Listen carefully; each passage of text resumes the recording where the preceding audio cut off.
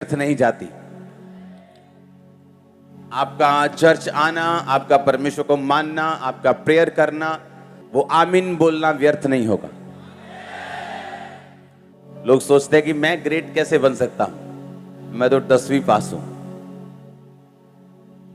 गिदोन के पास परमेश्वर का दूत आया और बोला, हे शूरवीर सूरमा, यहोवा तेरे संग है। उसने कहा, कौन, तुझे गलती लग गई शायद, तू पड़ोसी के घर जाना था, तूने मेरे घर आ गया तू, क्योंकि मेरा तो कुल सबसे छोटा है, मैं अपने कुल में सबसे छोटा हूं, हमारा गोत्र सबसे छोटा गोत्र है। तो सबसे छोटे गोत्र के सबसे छोटे कुल के सबसे छोटे इंसान के पास तू आके ये कह रहा है कि यहोवा तेरे और तू शूरवीर है। आप इस तरह अपने आप को देख सकते हैं, जिस तरह आपकी लाइफ चल रही है, जिस तरह का आपका बैकग्राउंड है, जिस तरह के घर में आप पैदा हुए हैं, लेकिन परमेश्वर आपको ऐसा देख रहा है जैसा आप कल होंगे, और वो आपको ग्रेट देख रहा है।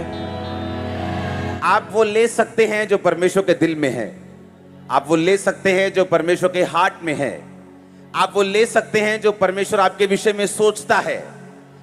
जब मैं मेंटली अपसेट के अटैक से गुजर रहा था, तो एक पास्टर ने मुझको सलाह दी थी।